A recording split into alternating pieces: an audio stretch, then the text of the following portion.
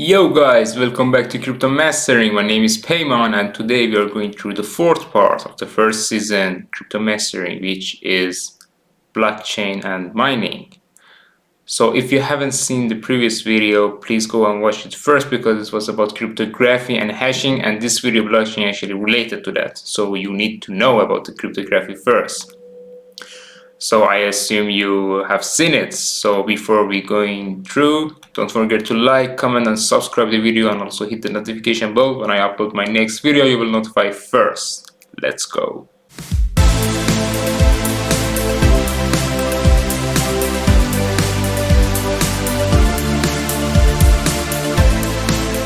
So as you can see and know, blockchain actually is the continuous blocks which is connected together. Each block actually contains three parts: data or information, which are the transaction basically in Bitcoin. The hash of block, it's like the fingerprints and it's unique for each block. I talked about the hash in the previous videos. And the third part is the hash of the previous block. So each block not only has its own block, it also contains the previous blocks. That's why if one block change or manipulate, the hash will be changed. The hash will be changed, the rest of this connection will be changed. So this is really hard to manipulate or change in the system or to even try to hack it. So if you are going through the details of it a little bit more, as you can see, there are three blocks, for example. Each block contains a hash which is unique to itself and the previous hash. For example, block number 2 also contains the previous hash, which is 6U9P2, for example, in this picture. Or the block 3 also contains the previous hash of the block 2, which is 8Y5C9.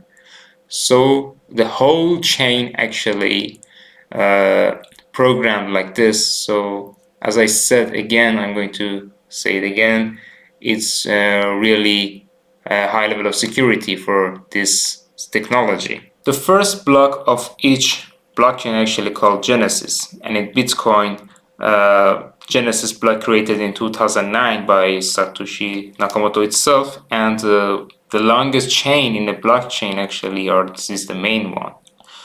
But for example, you could possibly have some changes, some updates in a blockchain. For example, in Bitcoin, we had actually a kind of hard fork. I will talk about hard fork and soft fork more in the next videos.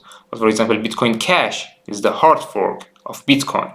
So it will has another branch in the main blockchain, which is going out and have its own actually continuously the consensus mechanism of its own. So each block in Bitcoin actually created in about 10 minutes, and it has a time label, a timestamp. So this timestamp will also change if someone wants to manipulate the block. So not only the hash will be changed, also the timestamp is going to change. So it's make it so hard and harder if you try to manipulate or hack the system. But the blockchain is not used only for the finance and in Bitcoin. It's also used in different type of industries, such as food industry, for actually storing and having the safe, secure treasury for storing the information in a place. Or also we have it in the game or NFTs, and you can have also other type of industry here. For example, insurance, you can use it for smart contracts, digital currency, I said before, for the record keeping. For example, the healthcare, I don't know, title record, ownerships, voting, and for example, electrical property and lots of other things. But what is mining? We are going to actually have a little bit introduction about mining. I will talk about mining and miners more in the next videos. I have shown you this picture also on the second videos of the first season about the nodes and the user, which has three different type of nodes here, like full nodes. For example, glass node. And what was their duty? They are going to actually download the whole historical records of the transaction on Bitcoin from 2009 until now. The light nodes actually is going to just have some lighter duty, just for some updates, show us some small changes and stuff like that. but the mining nodes. The miner in Bitcoin actually are people or nodes or user that using some hardwares and they try to extract the blocks of blockchain in Bitcoin. For example, as you can see in this picture, when the Bitcoin transaction sent to the Bitcoin system, it needs a confirmation. All the transaction actually stored in a space called pool or mempool.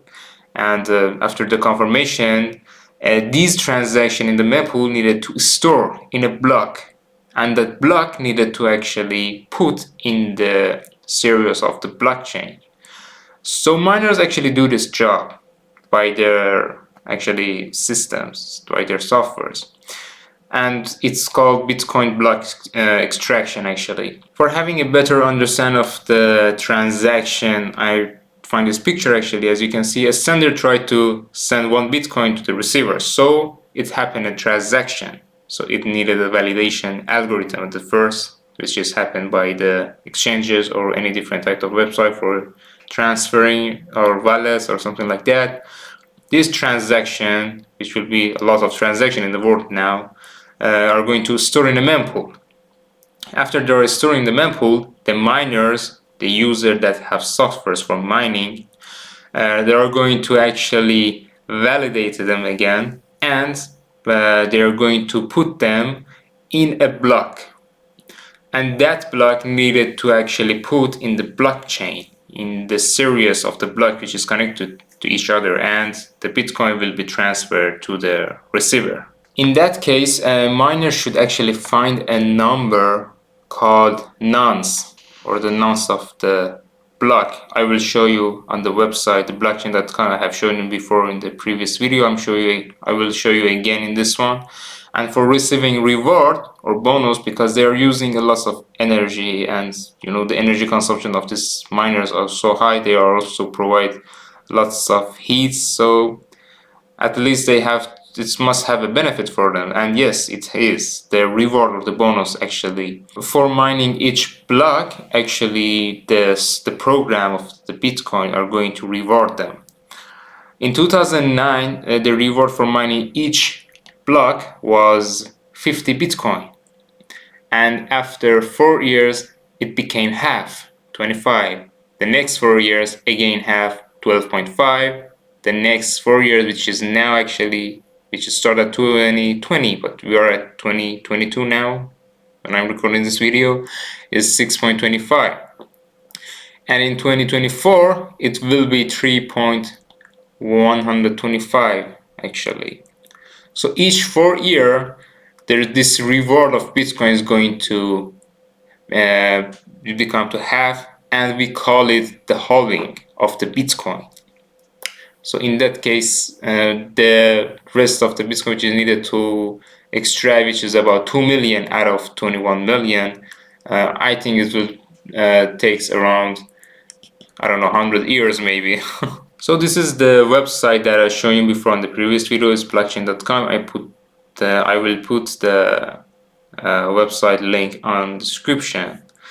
And if you go down, we talked about the transaction, and we had these blocks. So if you're going through one of these blocks, this is for example block number 727, 578, and it contains a hash. So this is the hash of the block.